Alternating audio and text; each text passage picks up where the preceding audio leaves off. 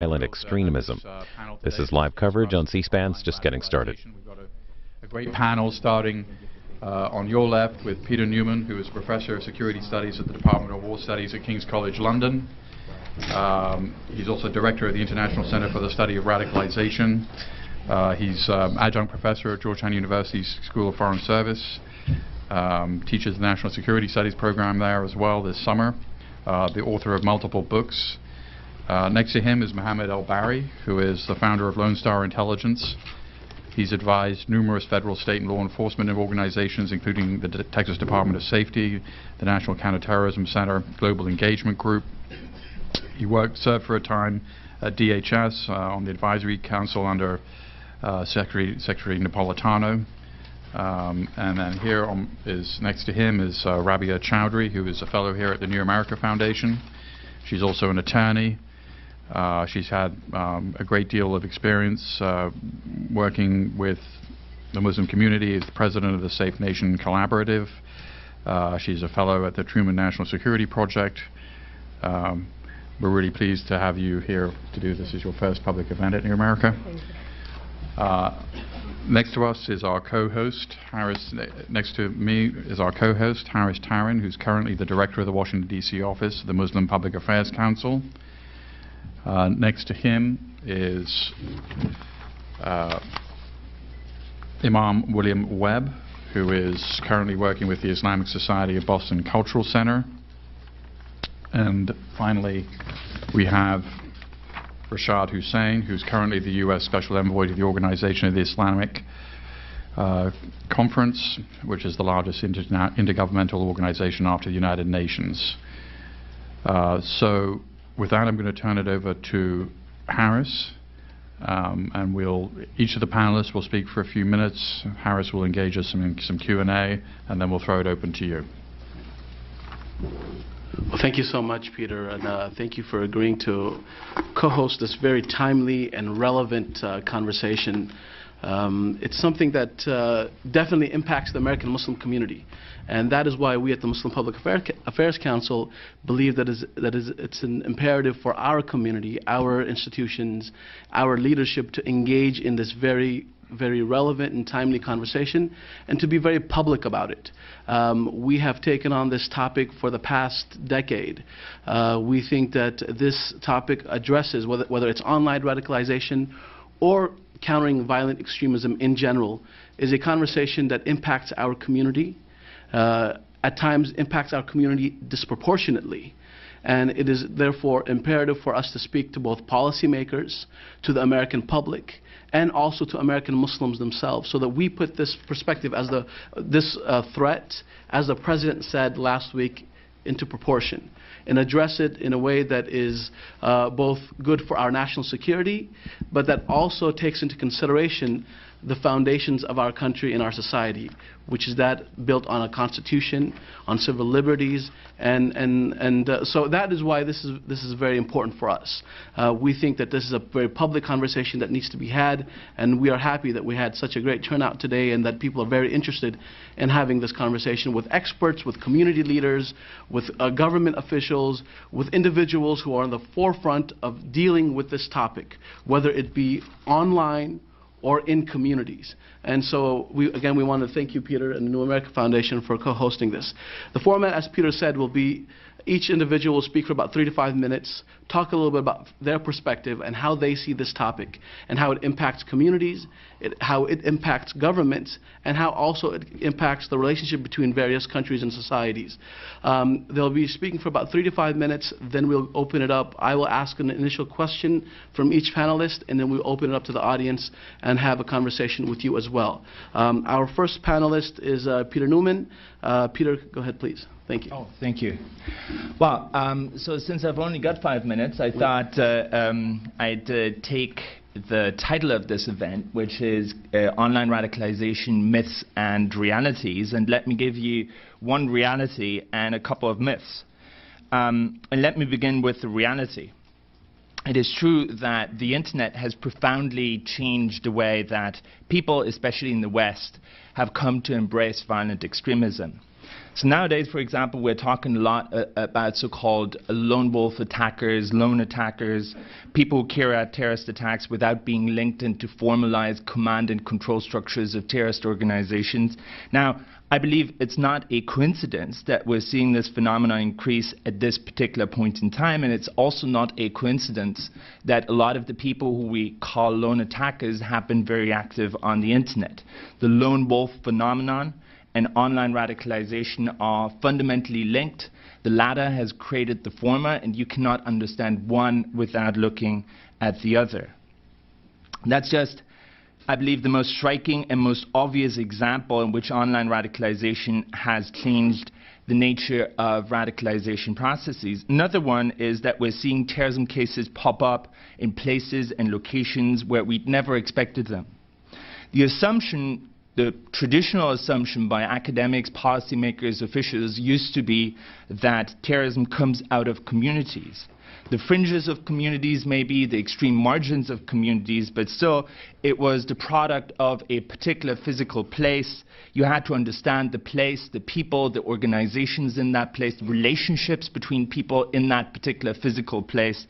And only that would tell you how people became radicalized. And that is no longer always true. You now have cases of violent extremism popping up in places where there isn't really a physical community to speak of.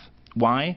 Because you can be part of an enormous, vibrant, active, exciting virtual community even when there is no physical community. The internet has made that possible. If I was a sociologist, which I'm not, but I would argue that somewhat pompously, I would say that the internet has loosened the spatial constraints within which radicalization was taking place. So online radicalization really is in the process of turning upside down a number of long-held assumptions. But there are also myths associated with online radicalization. Here's two of them. One, there is nothing exceptional about terrorists or violent extremists being on the internet. They are on the internet because everyone else is on the internet. We're in the 21st century. It would be very strange if terrorists were the one group of the population that were not on the internet.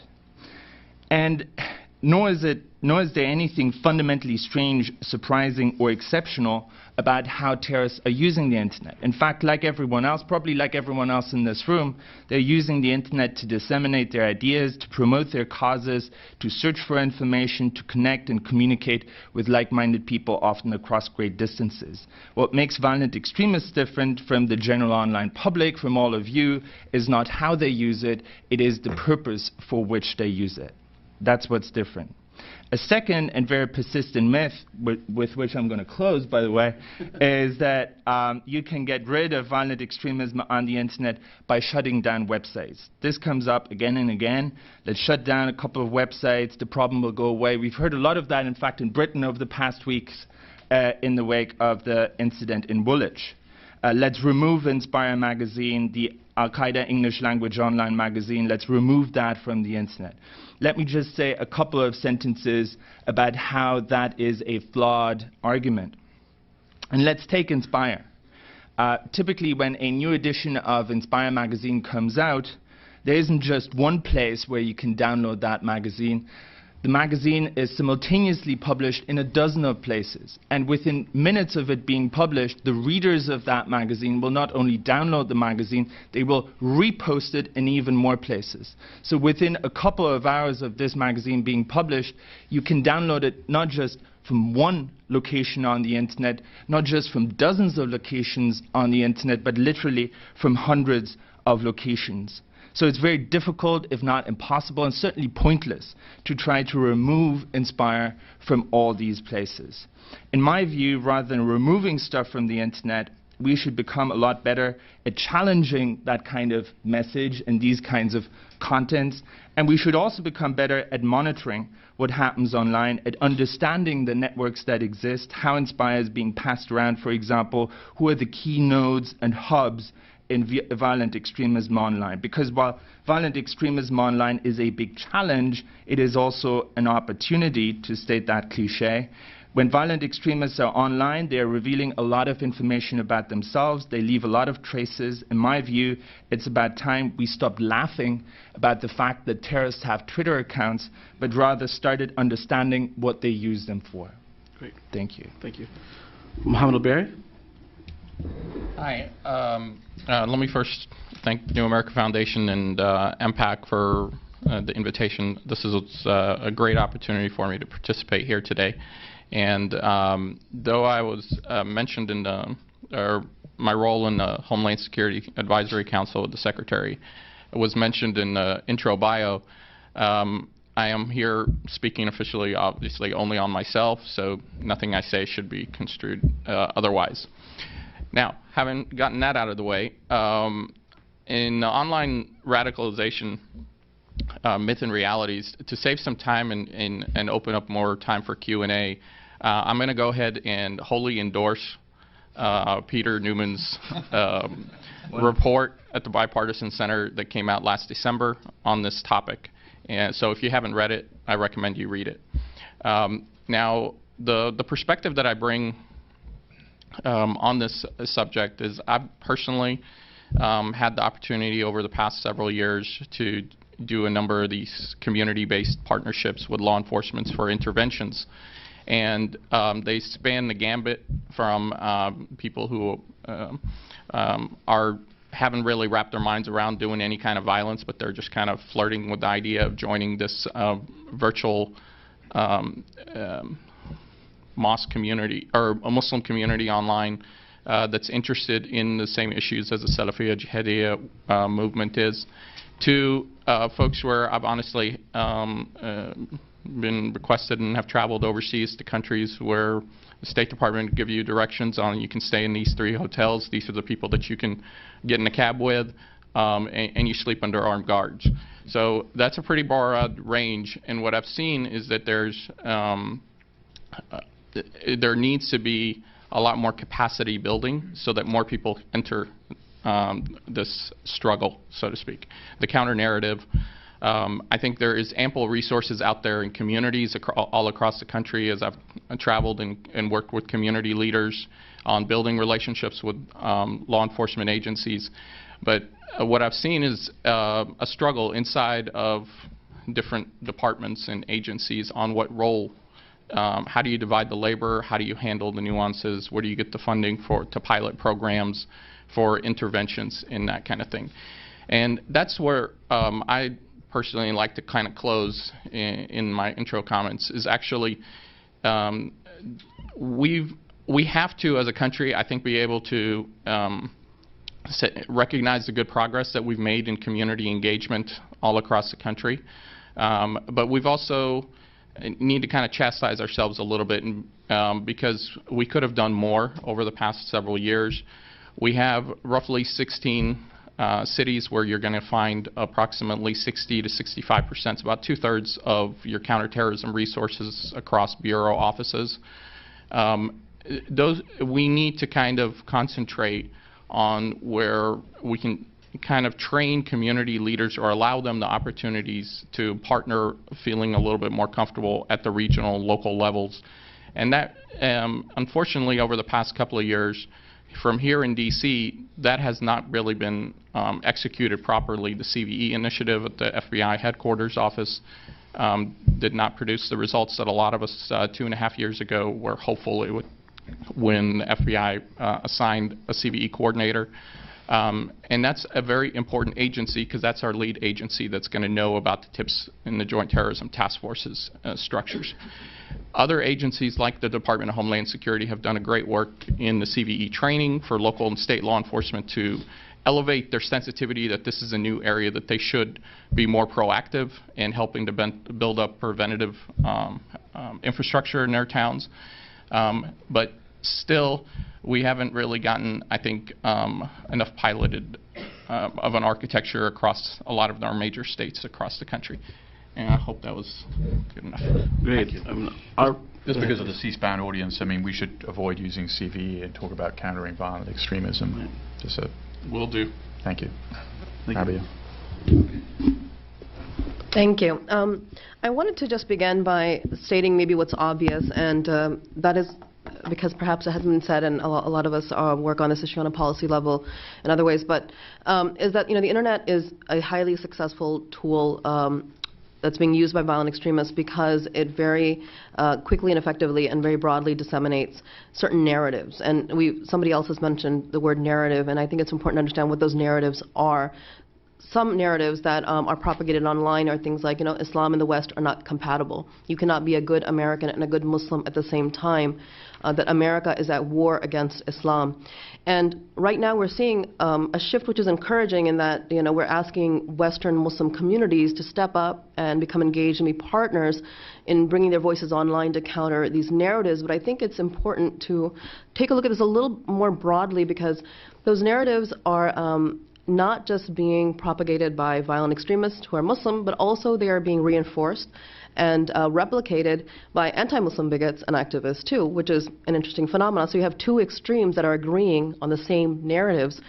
What's problematic, even more so for the anti-Muslim bigots and activists who also want to spread the idea that Islam and America and Western values are not compatible, is that it leaves Muslims in the West feeling more alienated, and it can have a negative effect on Muslim youth, quite frankly, who might become more disaffected than they already are feeling after 9/11, which then helps them become more vulnerable to violent extremists online. Secondly, what I find problematic is that these folks have been more influential on policymakers, on media, politicians, and we see that when, for example, a local elected official wants to bow out of an event because there's pressure on him to not associate with certain Muslim individuals or groups, or we have highly respected Muslim scholars who are now asked to please not be a part of an official event and not make remarks.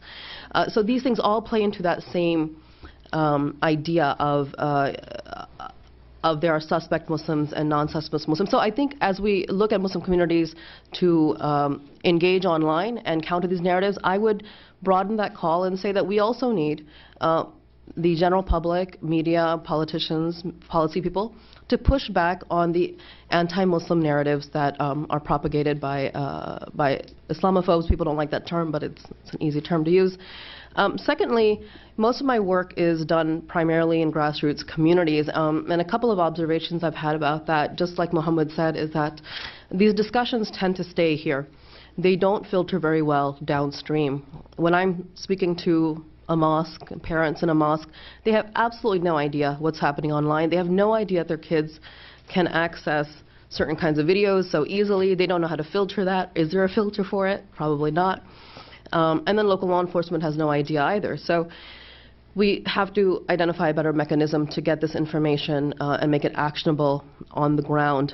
I'm going to end with, do I have a minute to end? Is that when we are asking Western Muslims specifically to counter narratives that are couched in Islamic scripture and Islamic ideology by violent extremists, we have to remember there are certain kinds of voices that are going to have more credibility. And it's not going to be what you might understand as progressive or more liberal voices. They're not going to have the kind of street cred to counter these voices.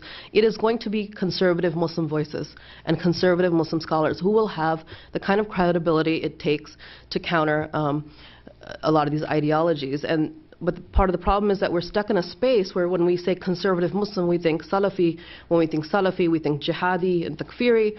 And we really have to get to a place where we are more nuanced about understanding these distinctions and not clumping people together who themselves are trying to distinguish between their creed and the jihadis. So I think that's all I wanted to contribute. Thank you. Great. Imam William Webb. First, I want to thank the New American Foundation Impact and everyone for being here. It's a wonderful experience. As an imam in Boston who was there during the tragedy and then coming back to America after around 7 years of training overseas and dealing firsthand with some young people who were impacted by some of the online efforts, Inspire Magazine and other maybe websites, my conclusion, as well as other imams, is that the way to combat this is through building coalitions and a community involvement with policymakers that's led by the Muslim community, and really should focus, I think, from a government perspective and a local perspective, asking us to be responsible for leading this effort, but then advising others to really be aware of the following 4 points. Number one, information needs to be based on credible resources. I mean, I was labeled on Fox News as a Qaeda operative, a Muslim Brotherhood sympathizer. My mother from Oklahoma lost her mind when she heard that her baby boy had joined Al-Qaeda on Fox News. And that was an attempt to undermine any credibility that I may have had here or in other circles. Whereas if you were to ask the Muslim community to define me, it would have been a very different definition. And I think that was mentioned by Rabia earlier, that we're finding our communities defined by people on two extremes, neither of which are very beneficial in making effective policy moves. So there needs to be, I think, some leeway given to the larger Muslim community to define who we are, who our leadership is, and who represents us. I think, for example, the word Salafi, all Salafis aren't radicals and jihadists. The majority of our Salafi community might be more conservative than, say, some of us are, but they're law-abiding citizens and wonderful people and community members. The second is that we need to respect, I think, civil rights as well as cultural nuances. And I think both of those sometimes get kind of turned on their heads when it comes to our community. The third is that we need to avoid a securitized relationship with the Muslim community exclusively. When you tell people that our relationship is strictly based on surveillance, mapping your community, questioning imams about potential jihadists in their community, and then suddenly turning that into, are you a member of the Muslim Brotherhood? The investigation becomes confused. So the imam is now part of an investigation who was initially trying to help an investigation. Creating a securized relationship creates tension, especially in immigrant communities where, if the FBI of a certain country would show up at your house, you're basically over. And when you show up in America and you create our first point of introduction through government and through communities is a legal introduction. I think that really stigmatizes the potential that we have. It should be, I think, a broader-based approach. The last is that the counter-extremism narrative needs to be led by the Muslim communities.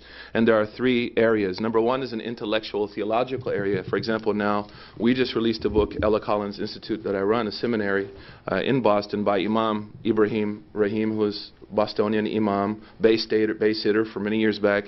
He wrote this after the bombing, Countering Terrorism and Extremism, one of the most important roles of an imam. This is written by an imam in the Muslim community as a handbook for imams and even parents, websites that your children should not be surfing, websites that we try to avoid our youth from going to. And that also means that imams and scholars within the community need to be given some leeway to engage this problem. The fact that the Snayev brother wasn't able to sit down with an imam and go through counseling, I think, is a problem on our community's fault, our side of the fence. We need to be able to, I need to be able to sit down with someone and not worry about being subpoenaed or held as a material witness in order to kind of counter that issue. Every young man that I've met, and I've never met a woman, so let's hear it for women, who has been influenced by extremism, every young man that I've met and been able to sit and offer pastoral care to has changed for the better. I've never had one who wasn't affected by a positive message. I heard statements like, I can't believe I hated people like this. One of them opened a soup kitchen in his city and said, this is my jihad now, is to serve poor people. So they're influenced by pastoral care, but if that relationship is, again, securized, I can't function. I'm scared to talk to these guys. And that might be why he was pushed out of that mosque in Boston instead of someone bringing him in. The second is at an institutional level, Muslim community still suffers from institutional mediocrity. I think we have to be honest about that. When people say, where's the Muslim voice, I don't think they're aware that we're still prepubescent in 501c3 building in America, and excuse the analogy. The third is through efforts that involve far more opportunities than just theological, right? Community-based efforts, serving, I would say answering, for example, urbanization in our community is a big issue. Gun control in Roxbury, Massachusetts, an issue that young Muslims are involved in.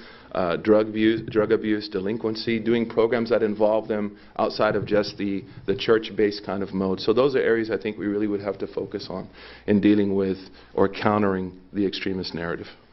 Thank you, Mahmoud. Rashad? Thank you so much, Haris. Thank you to the New America Foundation and to MPAC. As part of our efforts to deepen and expand our partnerships with Muslim communities around the world in a wide range of areas, one of the issues that's come up, and Muslim communities often raise this themselves, is the issue of terrorist radicalization, including in the online space. And part of the reason that Muslim communities around the world are concerned about this is because they're fearful of their own families, their own neighbors, perhaps being recruited by terrorist networks and perhaps being killed by terrorist networks. We've talked to people around the world in Muslim communities who have family members that have been killed in a masjid, for example, on a Friday prayer, in a suicide bombing. And so this is an issue that comes up quite often. And part of the challenge that we're facing is that extremists online are producing materials that use creative means to target youth and draw them to their warped ideology. And in some cases, they've been able to do so in ways that are more emotionally appealing than what our imams have done or others have done with direct-to-camera statements or the fatwa that's issued condemning terrorism or a terrorist attack, which Muslim communities, of course, have been at the forefront. So they're using these images online, and oftentimes their narrative is that the disbelievers are killing your brothers and sisters around the world and oppressing your brothers and sisters in different ways, and it's your obligation as Muslims to defend the worldwide Muslim community. And they'll sometimes use emotional hymns or nasheed. They'll use verses from the Quran, which they've taken out of context, and portray a situation which, if they act, then they're rewarded for actions that they take, including violent actions. So in addressing this challenge, we of course recognize that the government has a role to play by partnering with local communities on a wide range of issues. There's layers of interventions at multiple levels. When you talk about social intervention, there's a law enforcement role, there's an intelligence role, there's a work that we're doing to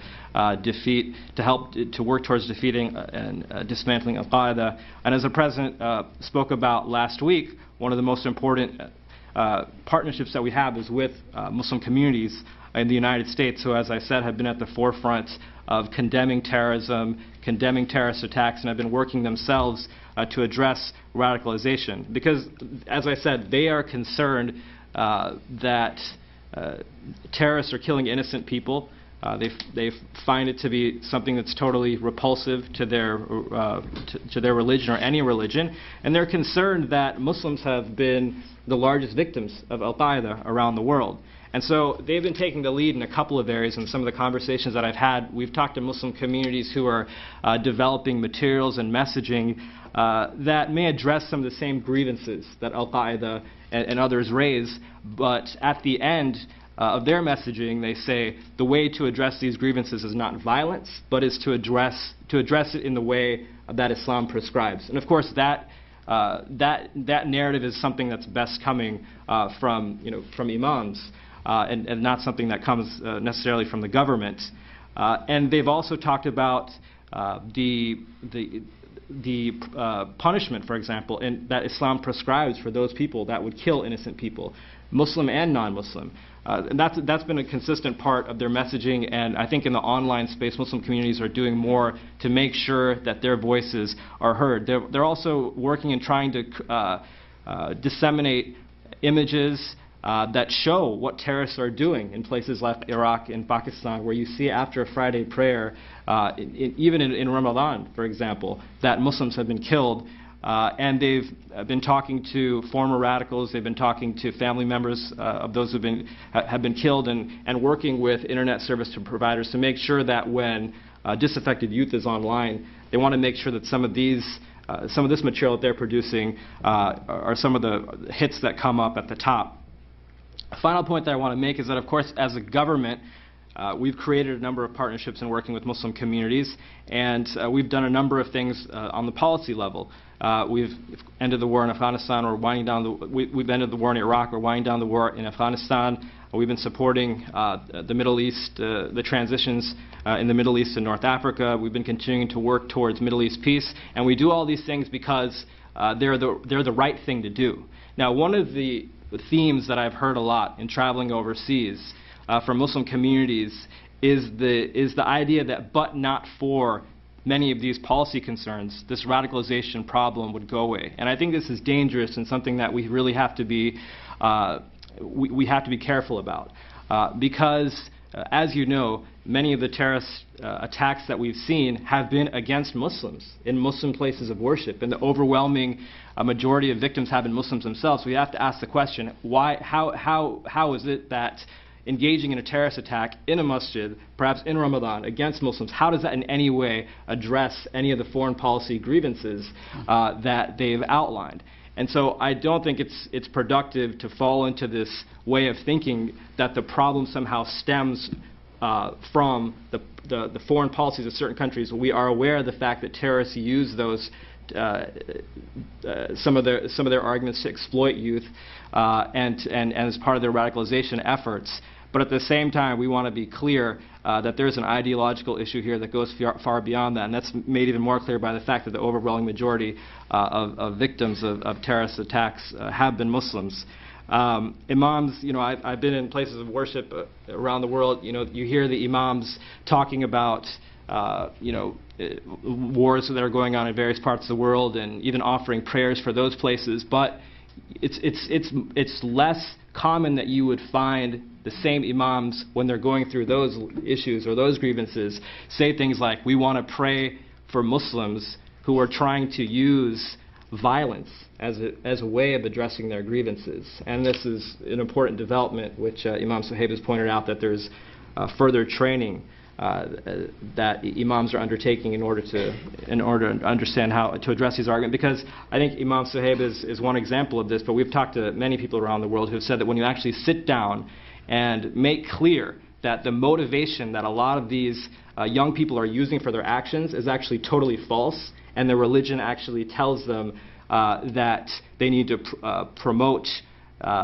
safety and peace and well-being in a number of different ways, then many of them have actually said that they are not hateful of the West or their targets, but are actually hateful of their own actions, which they were engaged in. And I think that's going to be a critical part of what we do going forward. Great. Well, thank you, Rashad. Peter, can I have you please kind of respond to some of the comments that have been made? Sure, thank you. Just picking up on what Rashad Hussain said, it's interesting to me that one of the documents that was recovered in the bin Laden compound in Abbottabad was a letter from the leaders of Al-Qaeda to the leader of the Pakistani Taliban, Hakim-ullah Masood, saying basically stop attacking Muslim places of worship. So even in the upper reaches of Al-Qaeda, there's a recognition that that there is unacceptable behavior that is going on, people motivated by this ideology.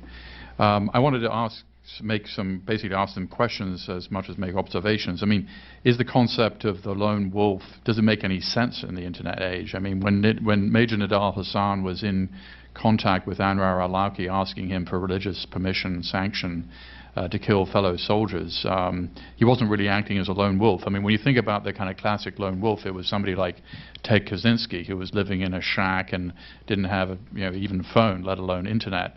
So the whole concept seems to be perhaps worth re-examining. I also wanted to endorse Peter Newman's really brilliant study for the Bipartisan Policy Center on this issue, which I think the basic theme is we can't take down hateful speech, we have to provide alternative speech. And Rabia Chowdhury, who is sitting here, is working with the New America Foundation to do some of that. We've had a partnership with Google and Facebook and Muslim community organizations to basically help people understand better how the internet actually operates, so that you can put up alternative messages, alternative narratives. And a question for the panel is, would countering violent extremism as an idea, would that have stopped Boston? It didn't seem to have. I mean, the older brother, Tamerlane, seemed to be, he'd gone beyond the point, but what kind of intervention might have worked with Dzhokhar, the younger brother, who seems to have just been, basically just following in his brother's footsteps rather than being a true believer in a sense? I was interested in your observations, Mr. El-Bari, about the disappointing efforts of the FBI to do countering violent extremism. I mean, and I'd like you perhaps to elaborate. Was the Bureau the wrong place to locate this effort? Picking up also on Rabia's observation, I mean, conservative and Salafi Muslims are going to produce the most credible alternatives to the messages of Al-Qaeda. And a very concrete example here is Salman al-Auda, who was a very influential cleric in Saudi Arabia, who was one of the first clerics to basically, in a very public manner, kind of critique Osama bin Laden, not just Al-Qaeda as an idea, but bin Laden by name. Another, I think, interesting observation that the Imam made is that we need a broad-based approach, and certainly the British have had an attempt that they call Prevent, and they've also had something called Channel, which, I think there was an understanding in this country, and perhaps Rashad could comment on this, that we don't want to over-securitize the U.S. government approach to this problem. On the other hand, if it's just the whole of government, who's really responsible, which is kind of a problem there potentially. One final observation: the New America Foundation maintains a database of every terrorist incident, both on the right-wing extremists, left-wing extremists, eco-terrorists, and people motivated by jihadi ideology. And we found that the Muslim community is as likely to provide information about somebody in their community who's perhaps turning to violence as any other community. That's just a factually based statement. So the just general premise here that it is the Muslim community at the end that is going to be the solution is not only sort of intellectually seems to make sense, but it's also factually true. We've seen Muslim community in multiple cases sort of drop a dime or reach out to an organization like MPAC or law enforcement and say there's something about something that's going on that somebody needs to pay attention to. So we've seen this already working, and there's no reason why this approach shouldn't work in the future. Well, thank you so much, Peter. And what I want to do is, I think those are all important questions, and I'm going to kind of have each individual address the question. One thing that I wanted to ask you, Peter, while you mentioned what Peter Bergen put forth to you, can you also talk about the extent of the threat? Is it an overwhelming threat? I mean, that's a question that we're asked within the American Muslim community quite a bit, because this is not a dinner table conversation that takes place in American Muslim homes. American Muslims are talking about tuition, they're talking about the economy, they're talking about jobs, but what is the extent of the problem so that we put it into perspective and we're proportionate in our response, both as a government and as a community? If you and Mohammed Al-Biari can both address that a little bit. Okay, I want to, so 2 points really. The first is responding to Peter, who made a very important point, which is the sort of vagueness of that concept of the lone wolf. It is certainly true that only a very small minority of so-called lone wolves are actually socially isolated. So when we're talking about lone wolves, typically we're talking about people who are extremely active and extremely social. But precisely, and this is today's conversation, they're actually often very active online. They're very active, for example, in online extremist communities, etc., etc. So they are not socially isolated. We would maybe, as older people, I consider myself to be middle-aged now, but as older people, we don't fully get the idea that you can hang out and develop social ties to people online. But that's what these people do. They're hanging out in online extremist forums for 10, 12 hours a day. And if you ask them, who are your best friends, they would give you 5 names of people they've never met and whose real names they actually don't know. So the first step towards countering this threat is to recognize that online is also a space. And when we're talking about community engagement, we also need to recognize that we need to engage in that space too. It's not only the mosque, it's not only the physical places, it's also increasingly the online spaces, because the people that we're concerned about consider these places to be places. That's the first point. The extent of the threat is that in terms of the online threat, I would say that if you look at most biographies and trajectories, radicalization trajectories of people who've radicalized over the past 4 or 5 years, online has played an important role. So in that sense, online is important, undoubtedly. But again, it's not only about numbers. We've just seen in London what a single person can trigger. And so it's not about the number of people killed. I always hear this, oh, more people get drowned in bathtubs and et cetera, et cetera. We've heard all these statistics. You know, the thing about terrorism is not necessarily the number of people killed, is the amount of terror that you create. And a sense of community polarization that even a single killing, like in London, can trigger. And the negative impact a single action by a lone individual in London can have on entire communities. So that is the kind of impact that we have to consider. In that sense, the threat is great, because even a single person can cause a lot of damage to communities. Mohammed? I agree with everything Peter Newman just said. You can start every answer like that. I like that. I think the way I've summed it up in March 2010. My testimony in front of Jane Harmon and Michael McCall's committee on working with communities to disrupt terror plots was this wasn't a pandemic, but it is a problem, and it should be addressed. You do want to nip this, and actually, the more capacity building we do for this, the more it's actually we're building resiliency in our local communities, which is, after all, the goal of Homeland Security on the macro level is to get communities more resilient. I will, in answering Peter Bergen's question about the Bureau and the Prevent and Channel programs, I actually learned a lot from the Prevent and the Channel folks back in 2008. I see there's a few government officials in the audience here who were actually involved in an effort back then by the National Counterterrorism Center to see what we can draw from the UK models and their experiences.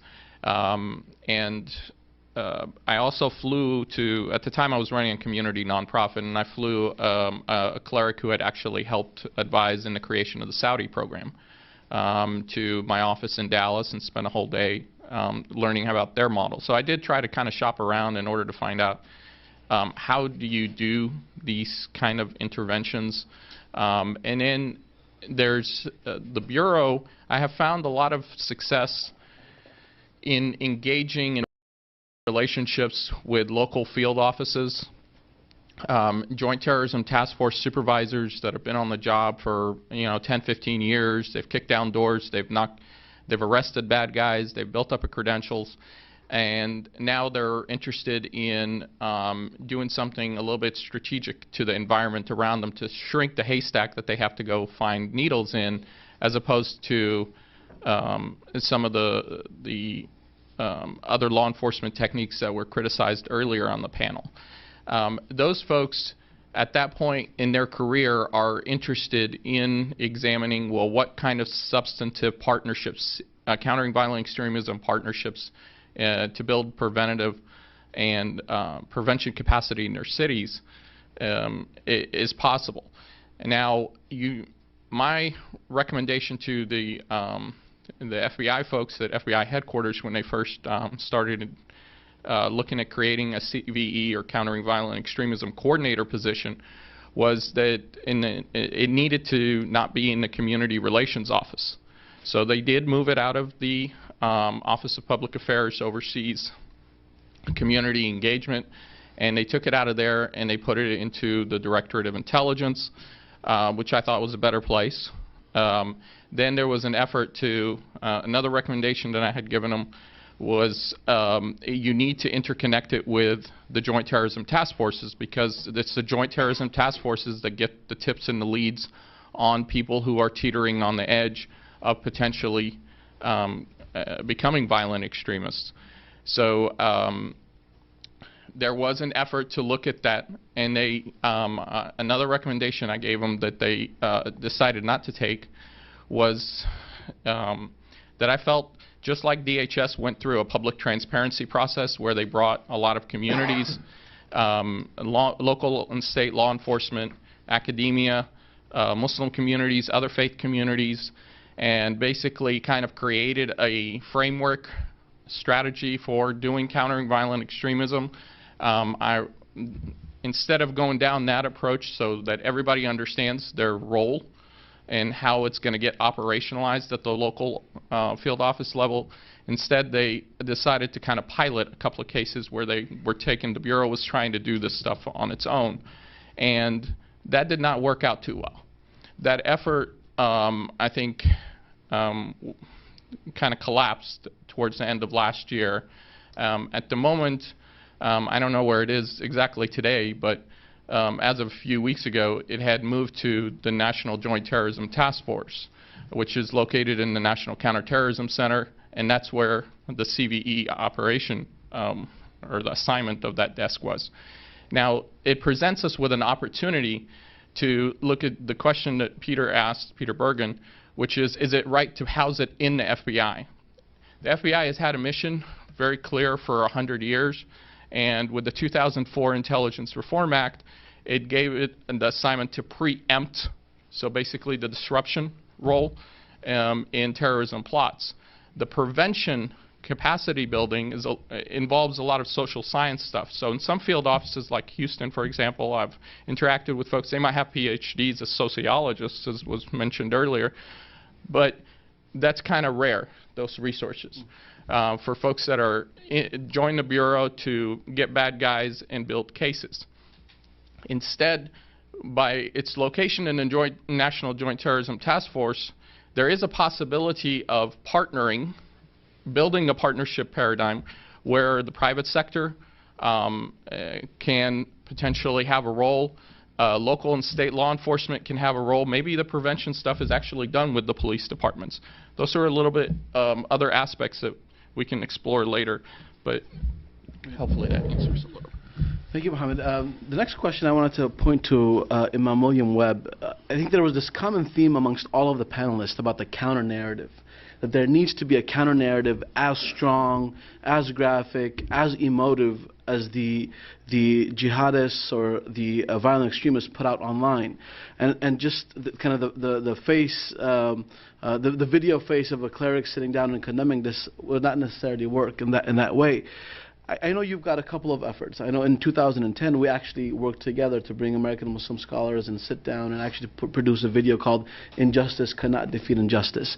But then you've got sohaibweb.com, and then you've got a virtualmosque.com, which is basically you've had multiple conversations on the issue of radicalization and violent extremism. How do you see, number one, the role of communities, the role of imams, and then also the role of government? Because there have been attempts by various other foreign governments who have actually gotten into the counter-narrative space, which in the U.S. at times is we've got a constitution, and that's not something that we can get into. But where do you see those roles and responsibilities lying? So that's a lot of questions. Yeah. Let me address a few issues. In 2004, a group of imams, we were studying together in Egypt, and imamats, I guess would be the name for our women scholars, realized that as we mentioned earlier, that the internet was becoming a mosque for the mosqueless. And it was initially called sohaibweb.com because it wasn't founded by me. I would not call myself .com personally. And with a group of people, as activists, scholars, imams in training, we devised the name The Virtual Mosque. What we realized is that looking at our community, millennials in general no longer define religiosity vis-a-vis institutional commitment. They begin to define themselves actually, and I would say in some ways people could be actually part of society but then lone wolves theologically. The Sanaya brothers had a lot of friends, but no one really knew the theological aspirations of these people. So we decided to create something called the Virtual Mosque, which is now sohaibweb.com, will soon be virtualmosque.com, already purchased, to allow people that don't belong to institutions, and the Pew study shows that the majority of American Muslims don't attend mosques. But to allow them to engage in an open, free, transparent environment. We had an article recently written by a gay Muslim that talked about his experiences with homophobia in the Muslim community. We had an article written by an ex-Islamist some years back, his personal thoughts. And then we hosted, if you recall, in 2009 or 10, an online forum on youth radicalization before it became kind of this cool word now that we can all hashtag with people like yourself, people from CARE and others. And the outcome of that is that we're able to attract other scholars who shared in that vision and wanted to respond to those things. Number two is that we're able to reach, as I mentioned earlier, some young people who are affected by, and even older folks affected by the jihadist message. Advice to, I think, policymakers and government is to give Muslim leaders and policy makers and especially imams, we don't need to be too close to each other, because that undermines our street cred. In 2004, the British government, before it was, these are all new programs, I was involved with the Radical Middle Way project. They labeled me as a moderate Muslim leader. They undermined my ability really to work at a street level with a lot of people. Now it was seen as, the great white hope, sell that guy from Oklahoma. So I think there needs to be an implicit relationship that recognizes that this is a dynamic problem. It might not represent the larger body of the Muslim community, but an act of terror is impactful on society in a way that, it demands a response sometimes that ignores the majority of our community. In order to do that, we need to be able to be seen as free, transparent leaders who are born and bred within the community and haven't been influenced by other people trying to shape how that community moves. In other words, being seen as sellouts.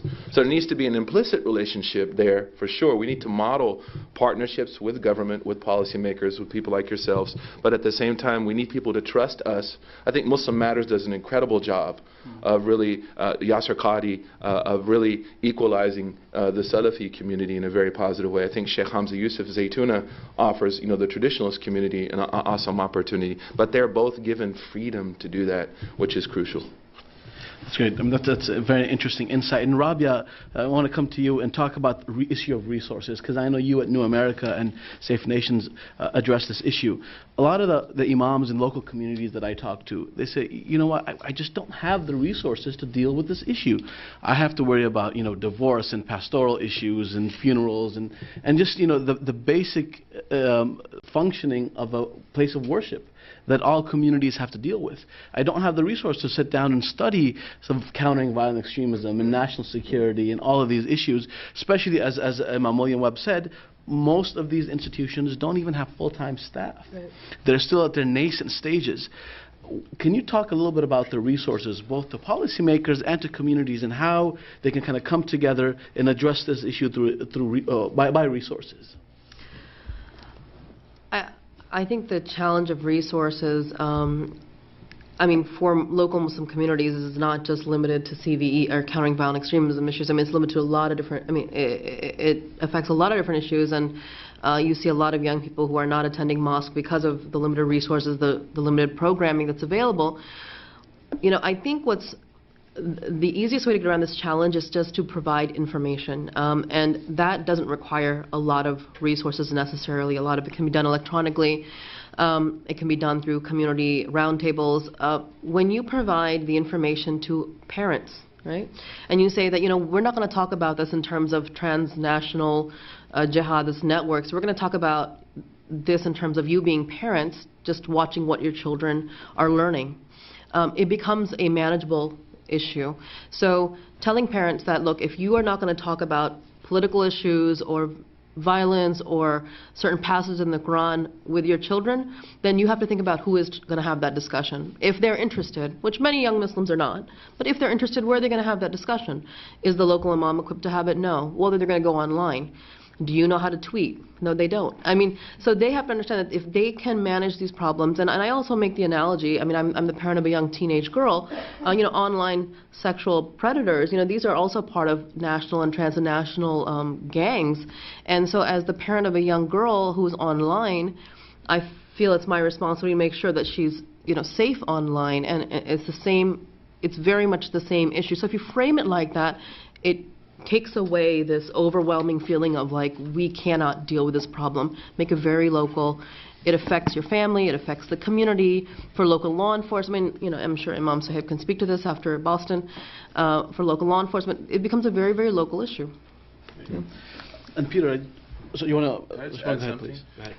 As far as the virtual mosque goes, what we did in less than 4 or 5 years, we have now 60 almost full-time volunteers, 13 editors, all young people from in the Muslim community. We mentored 37 high school youth. So giving those outlets that are transparent and seen as legitimate attracts people that want to work in the community and do very positive things. We did recently the prayer for Syria, which attracted more than 300 mosques all over the world. Everybody gathered together and prayed for the security of Syria. I received a letter from someone from Dagestan who said, I'm from the area that they're claiming radicalized this man. We've gathered in a mosque to pray for Syria. Warsaw, Poland, 3 mosques in Islamabad, 11 mosques in LA. So I think having transparent, trustworthy alternatives is where you're going to be able to redirect people towards positive influences. That's really interesting. And so, Peter, I just want to add 2 questions to you. The first is, there's this conversation a lot about surveillance versus partnership. And there are individuals who say that we need to increase the amount of surveillance on communities. You've had the whole controversy with the NYPD and what happened there. And so within the American Muslim community, there are apprehension in terms of engagement. They say, you know what, do we engage? Will engagement work, or are we just going to be surveilled by the FBI and local law enforcement agencies no matter what? And is there a point of diminishing return? If you surveil a community, if you go into hookah bars, if you go into Muslim student associations, are you going to get, as Muhammad said, the needle in the haystack? Are you going to really create more work for yourself? That's the first question. And the second question, the president last week tried to put this threat into perspective, and he talked about the proportion of the threat, and he also talked about understanding the evolving threat. And you've been around the block on this issue for many, many years. Can you talk about where you see this threat evolving, and where is it going in the next 5 to 10 years even?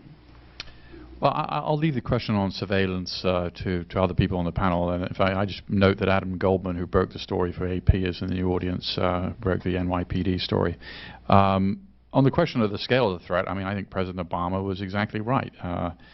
The threat is threats to our overseas diplomatic facilities and businesses, a significant but not as lethal threat from al-Qaeda affiliates, and some degree of homegrown extremism.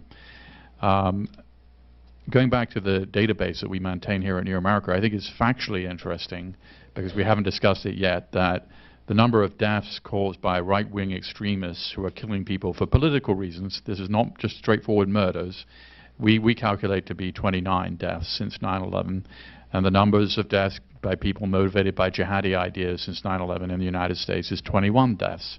And Peter Newman is absolutely right to say, of course, you know, a particular event like Boston or what happened in London has huge political consequences far beyond just one murder. But I mean, the fact of the matter is the threat from right-wing extremists in terms of the number of people who've been killed since 9/11 is basically the same as from jihadist terrorism. And it's an interesting question that I don't have a very good answer for, but why is it that we tend to overvalue, as it were, the threat from jihadi terrorism when it's really about the same as right-wing extremism? Obviously 9/11 is a big answer to that in part. But the fact is that al-Qaeda and groups like it cannot pull off a 9/11, which is why the president on Thursday gave that speech. I think it's a speech that he's probably been wanting to give for some period of time. It's a very hard speech to give politically, because what happens if you're even 1% wrong? And somebody comes along who's got links to al-Qaeda, kills, let's say, a dozen people in some major American metropolis. The political cost is very, very high for a politician making a statement that we all know basically is true, except for people who are on the extreme fringes. We know that the threat has been much reduced, and I think it was a very welcome speech for the president to make. And there's no reason why the United States needs to be in a permanent state of war. It's never happened in our history before, and I think he's setting the political grounds for a discussion about basically taking America off a wartime footing as a permanent matter, which has a lot of policy implications from all sorts of issues, from whether it's the drone program, Guantanamo, the way we organize our national security, and I think it's a long overdue conversation. That doesn't mean, of course, that homegrown extremism has gone away. It is a sort of serious, a significant problem. It is one, that's why we're having this discussion now. But it is, I think, a problem that largely has been managed. What's actually almost surprising is how few Bostons we've had. Right? I mean, that was the first attack by people motivated by al-Qaeda's ideas in the United States to pull off something significant, that had a sort of big political impact. Obviously, Major Nidal Hassan was one, not insignificant. But there's a whole set of reasons why these attacks are actually pretty infrequent. Well, I'll come back to the surveillance question, and maybe I'll put that to Mohammed, Rabia, or Peter. But Rashad, I wanted to ask you a question regarding the impact of this in our relationship with other countries. I mean, you as a representative, the special envoy of the president to the OIC, you engage Muslim communities abroad, and I know you're out constantly engaging them. How has this focus of CVE, of national security, impacted our relationship. And the president last week talked about our relationship with Pakistan being strained, and the fact that one of the ways that we can get around this is to ensure that we have a strong relationship and partnership with Muslim majority countries, especially those who are coming out of the throes of the Arab Spring. How do you see that playing out? Well, since the beginning of the administration, we've recognized that, like other faith communities, Muslim communities in the United States and around the world have been key contributors in many areas. And so our partnerships have been comprehensive in areas like education, job creation, health, science and technology. And that's the bulk of the work that we do when we're engaging with communities that have on a day-to-day basis the same concerns as any other people around the world. They want to make sure they have access to education, that they have access to health care, that they are doing whatever they can to bring economic security to their family. At the same time, it's often Muslim communities themselves, for the reasons that I mentioned, that have raised the issue of violent extremism.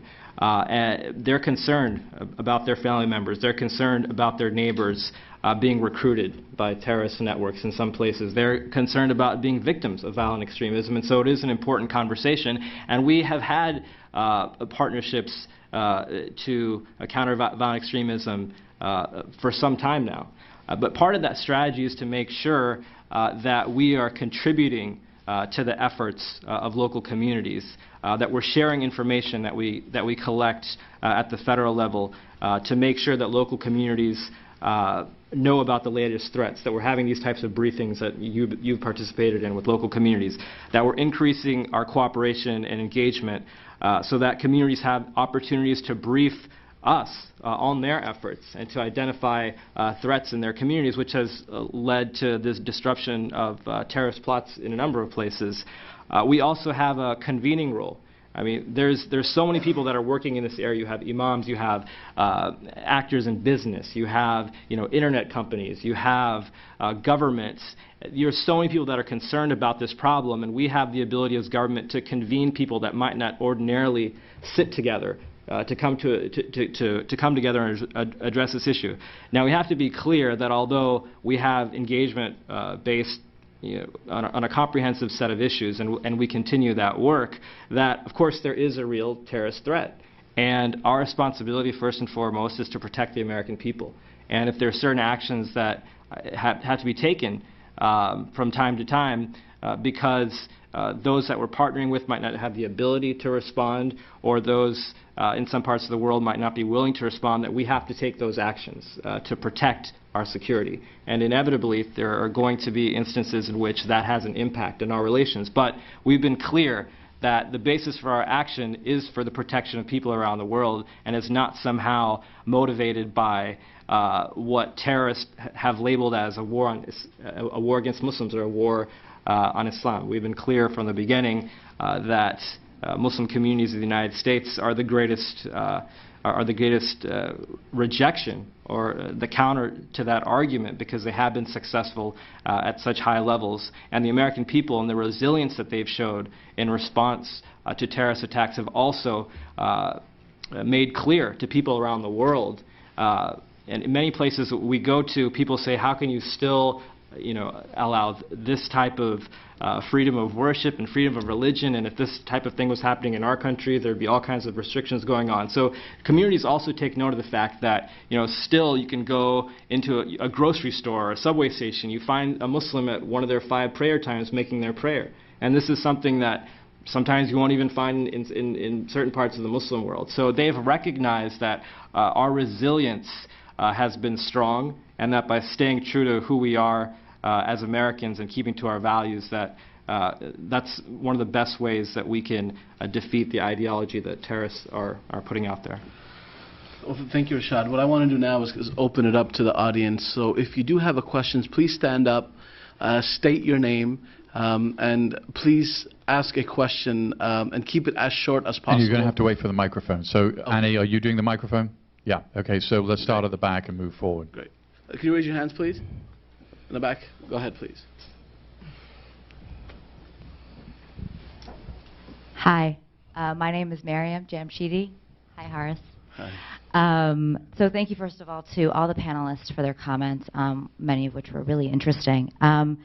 You know, I'm a member of the American Muslim community, and I struggle with this sort of idea of violent extremism in our midst quite a bit. And, you know, as I listen to you guys, and as I also obviously think about the issue, you know, it seems to me that there needs to be a shift sort of in the frame in terms of how we talk about this. And I think it gets to Rabia's point about the connection between Islamophobes and violent extremists. So there's a narrative that says Muslims are responsible for crimes that happen in this country. And when we take sort of responsibility as a Muslim community, unfortunately, we feed into that narrative, which can ultimately lead to more alienation among American Muslims. So what I'm thinking is that, you know, we need to think about this issue within the broader context of violence in this country, because this is happening in America, not abroad. And America, as we all know, is a country with some serious issues when it comes to violence. I haven't heard any of the members talk about this, but I'm wondering whether or not you have any comments about addressing this issue within that broader context of violence within the United States. From my point of view, it creates opportunities for collaboration and coalition building with other communities impacted by violence in this country, including the urban communities, and allows for coalition building that can perhaps address some of the resources issues that you mentioned as well. And finally, you know, it still allows for, you know, particularized, culturally sensitive interventions to happen within communities, but gets away from that sort of stereotyping of race, ethnicity, and religion in terms of the propensity to commit violent acts. So sorry for the long question. Do we have any takers, Mohammed? Okay, I think part of this question, in my career, I basically kind of stay out of the political activism in the Muslim community around this issue. So I'm not dismissive of the symptoms that the questioner raised, because I obviously, as a member of the community, I don't want to see stereotypes out there. But there's a fundamental question that Muslim community leaders who get involved in this sphere have to answer for themselves, which is, when you look at these kids, do you see them as a problem that you are given by God maybe some insight into how to address this and how to save them? Are they part of what you should go and do in your ministry? Or it's not your problem, frankly, if it's a political problem because of overseas foreign policy or because of stereotyping by policymakers of one sort or another. I personally took or made the decision a long time ago that I kind of virtually adopted a lot of these kids. I saw them as potentially people who can contribute to the community and strengthen it, but they're going off the rails too early in their lives instead of building a family and actually accomplishing something. That is a decision that I've seen other clerics do. You know, Muslim Matters was mentioned earlier, and Sheikh Yasser Qadi, he's an example of a person where we've had many hours discussing these issues many years ago, and him and others ended up saying, you know what, I am privileged to be in a position where I can draw these kids, these keyboard jihadis, so to speak, in their mother's basements that are kind of living in this virtual world. So as an example of one thing he did was he did a reverse sting operation, so to speak.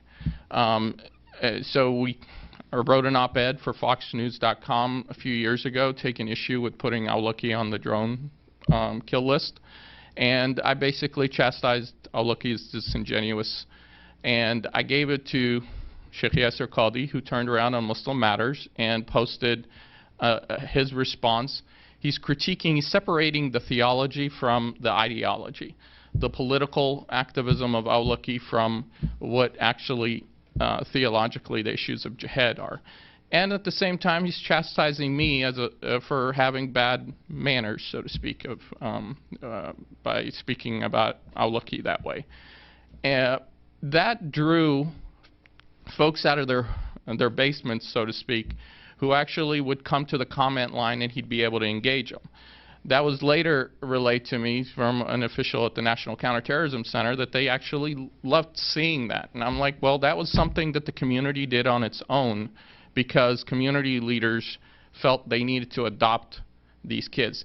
We didn't sit there and look at the macro national political discourse around violence and discussions that have been going on in America for well over a century about violence by different parts of our society. We just went to solve the problem short term and address it. We left that political macro stuff maybe for academics who could maybe put some data to how many cases there are, but we just frankly couldn't just leave it out there and say until it's solved on the big level, political discourse-wise, it's not our problem by ourselves. Okay, we have 15 minutes left and a lot of questions, so Annie, maybe get one up here. We have to make questions short and answers short, given the number of questions. Yes, thank you. I notice even Peter Bergen, you use the expression jihadi terrorism. I'm reacting to the word jihadist. I know it's in the vernacular. It's probably inevitable that that's going to be used as a synonym as a terrorist, to say jihadist. But what my comment is, even in today's paper, the use of the word jihad was used as though it were a negative. And I'm wondering if there might be a way to, as in a counter-narrative, to let people know, like Eugene Robinson today in his column in the Washington Post, used jihad almost in the negative. Couldn't he have said it's a misuse of the concept of jihad? And how can we get a counter-narrative out there that when the word jihad is used, it's being misused if it's used as a negative? Good question. I mean, I think one of the reasons people use this term is the term the people involved use themselves, and so, it's a relatively, everybody accepts your point. I mean, I think it's uncontroversial. Well, I think also in the contemporary setting, we need to take jihad beyond an abstraction, so that people are doing jihad and doing great things, like the guy who opened the soup kitchen that I mentioned earlier. A good example of that is the My Jihad hashtag on Twitter. There was this massive campaign of young Muslims who started saying, today I took my mom to the grocery store, hashtag My Jihad. Today I weeded out my parents' garden, /tag My Jihad. Today I didn't go to the club and blow my dad's credit card on shisha, /tag My Jihad. So that actually exploded, metaphorically of course. Maybe exploded is not the best word to use here, but it exploded, and what happened was you started seeing everyday average Muslim people, as well even non-Muslims, got on board saying, today I went to church, hashtag My Jihad. And that actually defined, without scholars having to come and use our big, legal, classical language that no one understands, that actually gave the masses of the community an opportunity to say, this is what jihad means to me as a 12-year-old Muslim kid in Georgia. And it's till now. And the Islamophobes actually tried to hijack the My Jihad campaign and started putting, alternative messaging on there. And then you had the younger Muslim community reacting and galvanizing themselves a la Alinsky model here, Obama folks, and saying, let's define jihad according to how we live our daily life. And that was a really beautiful example of kind of countering that. Now, at a media level, I think people who are talking about jihad, even Osama bin Laden, are not scholarly and able to define it. And, clerics across the board in America, and I got to keep this short, I apologize, agree that in the American context, violent reaction to foreign policy or to other grievances doesn't fall under that definition of jihad as we look at it, Orthodox Islam. This lady here. Assalamu alaikum. My name is Saba Ahmed. I'm from Portland, Oregon. I wanted to talk about, ask a question about at-risk Muslim youth that we do report to law enforcement. They end up getting targeted. And I'm talking about a case in Portland, Oregon, where we had like a 15-year-old that his father had actually gone to the FBI to get some help with his radicalization ideas. And instead of helping him get some counseling to get out of it, they actually made him a target. And then, in the last 3 years, we've had over 400 prosecutions of young Muslim boys from 15 to 25-year-olds that have been actually convicted. And I have some numbers about the arrests. In 2010, we had 663 arrests. Of 2011, we had 380 terrorism-related arrests of people from special interest countries, which is mostly Middle East and South Asia and stuff. So I just want to ask about what are we doing? How can we trust the law enforcement if we go to them for help and they actually turn around and just use them against us? Rabia and Mohammed, did you guys want to? I think Mohammed's best. Mohammed, go ahead. So by the time I finish here, the FBI is going to, frankly, be really upset with me. But that's an issue I've been working on for many years. Eventually, in 2011, they did give me their top award for actually participating in these cases to create an off-ramp, essentially, for these kids.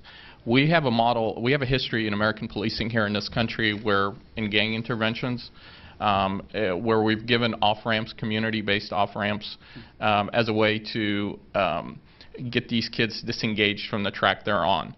I agree with you that sting operations, as they're commonly referred to in the Muslim community, have been overused, that technique. There are a lot of folks in the FBI and a lot of field offices that have come to the realization that another tool in the tool chest is actually good for everyone. Can I ask you a question about that? Sure. Is it, the incentive structure, presumably, if you're at an FBI field office, is to make cases, right? That's how you get promoted. And so, is there a recognition of the Bureau that, that a case not made in the right kind of circumstances, this 15-year-old kid in Portland, that's also something you get some recognition for, or is that kind of pie in the sky? No, there is some recognition in Director Mueller. Frankly, the SAC, the special agent in charge of the FBI field office in Dallas, frankly in 2006, is who encouraged me to frankly start down this track. He retired now. So Bob Casey, and he did have some clout back at headquarters to have those conversations behind the IC kind of curtain, to be able to say, and then you had several folks at the NSC and NCTC who were also advocating for this, who had credentials in that world. So yes, multiple field offices frankly had to come together though, outside of the the New York and the WFO world, and push headquarters and say, we have some piloted cases like the ones I worked on that we should kind of look to create. Unfortunately, like I was saying earlier, we kind of spun our wheels, frankly, for the past 2.5 years, where on the national level we never really got a national countering violent extremism policy across all of the FBI's 56 field offices. Therefore, you did not get the training, frankly, for the new agents as they're coming in. So you have some folks that are in the field offices, I can rattle off a few, who are trying to continue to pilot that and to try to push that messaging and to create another tool being deployed. Can I just one very quick thing, because what you said is perhaps the biggest problem right now. And in Britain, this led to the creation precisely of the channel program that was mentioned before. So what happens when someone comes across the security forces in Britain when they are 15, 16 years old, they haven't done anything, but they know that this guy is very active in online extremist forums, talks about going abroad, etc., etc. He's not being led to participate in a sting operation, but there's an intervention constructed around him. And it is framed very cleverly. The frame is that people say, this is your last opportunity, and we want to help prevent you from committing a crime. So take this opportunity. If you choose to go on, then obviously CT comes in and counterterrorism, and you will be charged with something. But there is a last stop where people are being told, take advantage of this, and maybe this gets you off. And that sort of tool doesn't exist in the United States right now. Right now, the only choice is between not doing anything at all or basically involving that person in a sting operation. And I think that would be an interesting thing to look at. Or turning them into an informant. Exactly. The informant part. But I was going to recommend the framework document on CVE. The first one that came out was the 2010 HSAC CVE recommendations at DHS, at the Department of Homeland Security. And in it, you will find 3 different sections where this issue is mentioned and how the government, frankly, needs to coordinate these soft intervention tools and the deployment of the hard intervention tools. And the president was actually briefed on that document at the Oval Office. So there are a lot of people in government that are well aware of the need to get this done. Rashad wanted to. I mean, there are people, you know, that have pointed a number of cases, and I'm not going to go into any individual cases, where they say that essentially people from the government are going in and provoking youth. And then you have cases like what we just witnessed in Boston, where you see that this is an actual threat, where there are individuals that are becoming radicalized online. And there's instances in which, despite the best efforts of communities can't be in the basement of everyone's home, Muslim communities included, to reach all of these youth. So it's important that we use all of the tools at our disposal. And it's also important that we have productive partnerships with local communities that are best placed to identify these threats as youth might be drifting towards radicalization, to make sure that local communities have all the intelligence and the information that we have at the federal level, to make sure that in some cases where there's a strong and ongoing partnership and dialogue between local Muslim communities and the U.S. Attorney's Office or FBI field office, that if the community feels there's a problem, that they can themselves come in and say, look, we're worried about 3 or 4 youth in our community. This has happened on a number of occasions. And there's cases in which local law enforcement, if they see a problem that's happening, they can speak to someone in the community, the imam, not necessarily the imam, and say, look, we've noticed that there's some disturbing behavior going on here. And members of the community themselves can go in and identify their intervention program, which they're using to deal with this problem and to deal with the situation at hand. So it's important to recognize that it is obviously a very difficult situation. It's a very difficult balance to manage between knowing when you've reached the trigger point where the law enforcement, traditional enforcement action is necessary, and when there's still opportunity for the social intervention that the community is engaging in to be most effective. Go ahead. Okay. My name is Mohammed. I am a Consular Community Affairs in Pakistan Embassy. I have one observation and one question, sir. My observation is that while dealing in the community, I have observed that almost 100% of the Pakistan community, they have migrated to America for socio-economic reasons. So basic targets of all the families is to earn their livelihood, social respect, good earning means. And none of them is interested to have radicalization of their youth, except they only require is their Islamic identity. That is my first observation. And what does that mean? The bottom line is that family as an institution is not encouraging to be radicalized.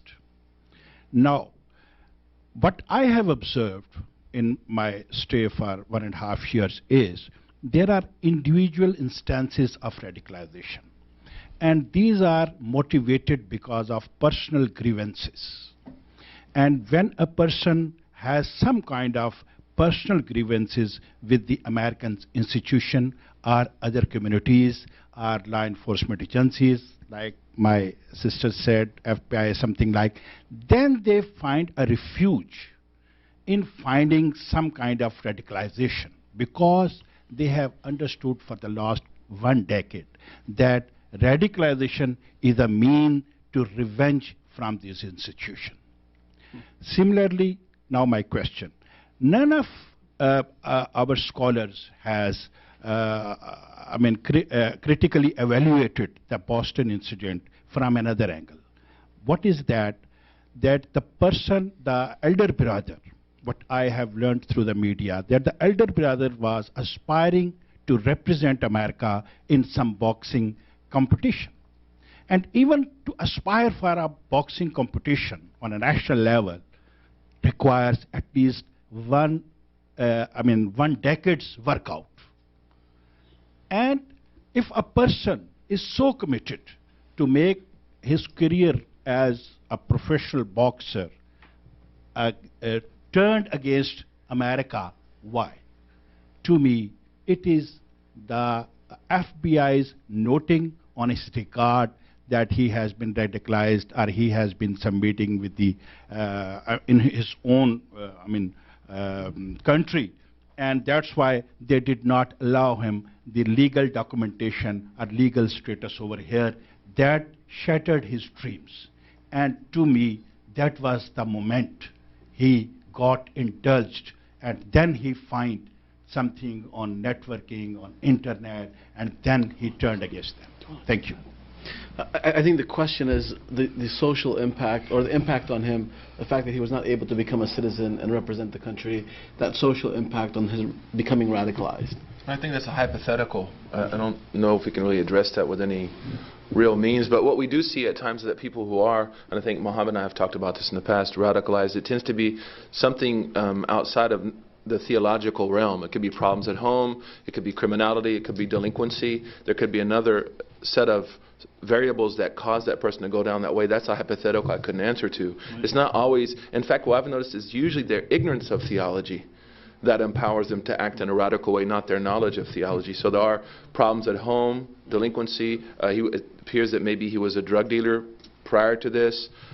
So those are also areas that need to be looked. And that's why, for example, in Boston, not to toot our own horn at our mosque, we have a delinquency intervention program that deals strictly with gang violence and delinquency and drug usage in the Muslim community. I think we'll take one last question before we... Adam Goldman. Adam Goldman. We can take also the gentleman behind him. We'll bounce these questions together. All right. Hi, my name is Barry Ali Riza. My question is, on the panel, Mr. Webb had mentioned respect for civil rights. Right now in Guantanamo Bay, there's about 130 inmates that are starving themselves, and they are basically protesting because their civil rights are not being met, and that's 130 out of 160. It's been constantly going up. It might be even higher now. And about 86 of them, I believe, have been cleared of all wrongdoing. Why are they not being let go? There are some of them that are waiting there for about 5, 10 years. I know at least one inmate has been there waiting for about 11 years for their civil rights to have a day in court where he can be represented with an attorney and in front of a court of justice. Great. Why is that right not being given to him? Adam, do you want to also ask your question as well, please? This is for the Imam. What outreach have you had with the Boston PD? And are you concerned they're going to be taking a more aggressive approach in the community? Does anyone want to take the Guantanamo? We've had multiple lengthy discussions of this issue here in this room. It is like, that is a good question, but we can't deal with it in 30 seconds. Boston PD, I mean, for the last 10 years, we've had what's called Bridges. 2010, Mohammed was in our community doing some work with us on radicalization, which is actively involved with interfaith leaders, mosques, Boston PD, the FBI, the Office of District Attorney Carmen Ortiz is involved. So our relationship, Lieutenant Hussein is one of my congregants with the Boston PD has been pretty healthy. And making sure that using the language of mapping, when you tell a community we're going to map you, it's a pretty terrifying kind of terminology to use. We're going to survey you. We're going to watch you. And they've been very, very receptive in creating that partnership. Right. Thank you, everybody. Thank you to our panelists. Thank you, Harris, for organizing this.